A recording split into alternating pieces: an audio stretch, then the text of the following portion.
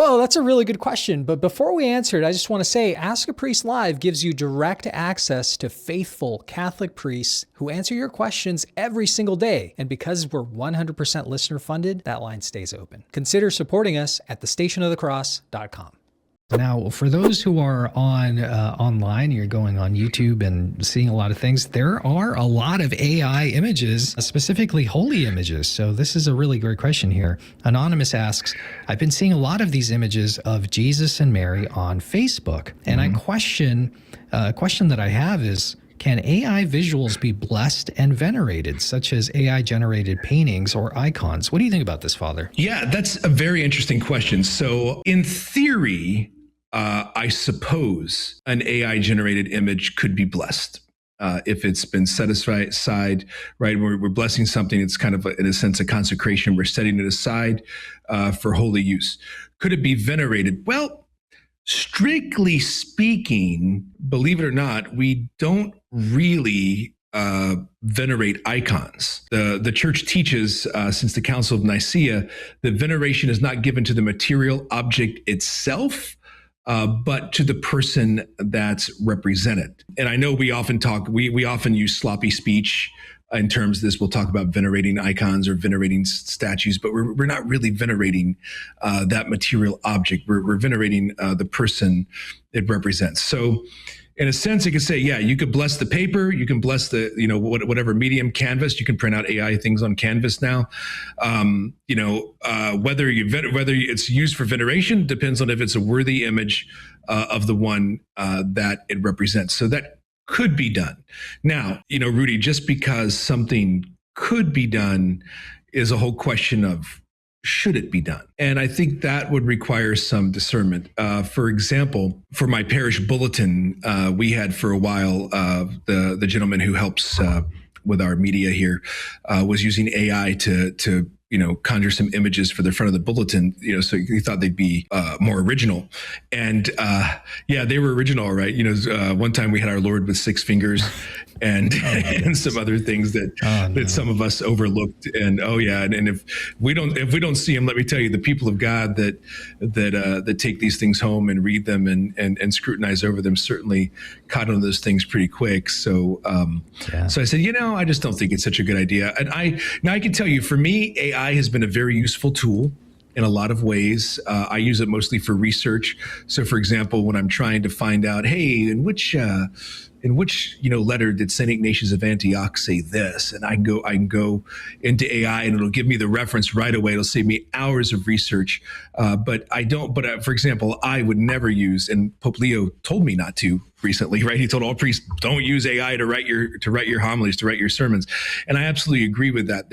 Especially preaching, there's a certain art and craft and prayer that goes into it. I would say, especially with sacred images. Now, for Eastern Christians, for Eastern Catholics and Eastern Orthodox, I think the idea of an AI-generated icon would probably be a scandal. When someone's writing an icon, there's prayer, there's fasting. This really is something that I'm doing to glorify God. Now, could the programmers that have programmed AI do the same sort of thing? Perhaps, but I think that I don't think it would be prudent to use AI-generated images for sacred use. That's my opinion. Could they possibly be blessed? Sure. I think it's a possibility, but prudentially, should we do that?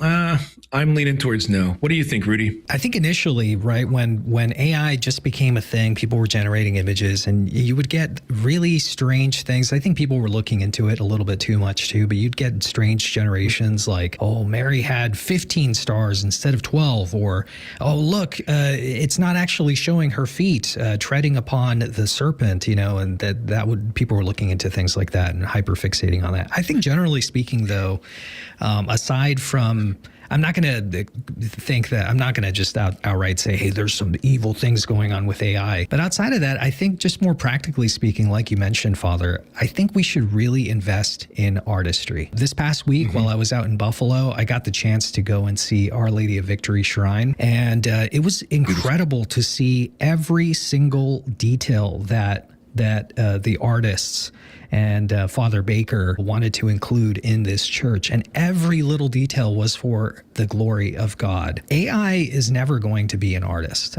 I think it's a practical tool, but outside of that, we should never use it to replace or supplant the artist.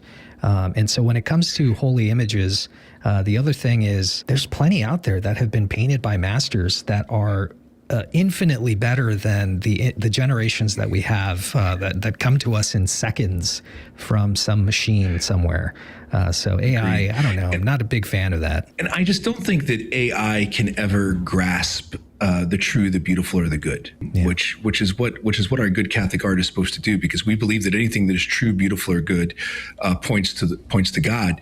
And of course, and art is particularly the beautiful, but not just the beautiful, because a lot of times the beauty, the truth is represented in the icons or the statues or the sculptures.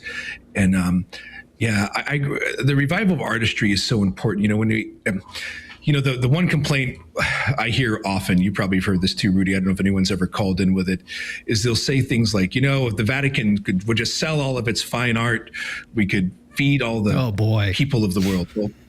Well, first of all, that's simply not true. The math doesn't add up. But secondly, even the way things were done back in the time of, let's say, Michelangelo or some of these other sculptors, it wasn't like today. Today, if I want a bronze statue, I'm gonna contract an artist. We're gonna work together. I'll tell him what I want, and there's contracted art pieces are not cheap, no matter what medium you're using. Whereas a lot of times, these people, these men and women that have done this sacred art, they made it their life, and it's something they did for the glory of God. They did this for the glory of God. And what's beautiful about our sacred art, especially in places like St. Peter's and the basilicas, is it belongs to the people of God. Anyone, rich, poor, can come and see and be drawn to God by the beauty of the art of those images, as opposed to being locked in a private collection or a museum.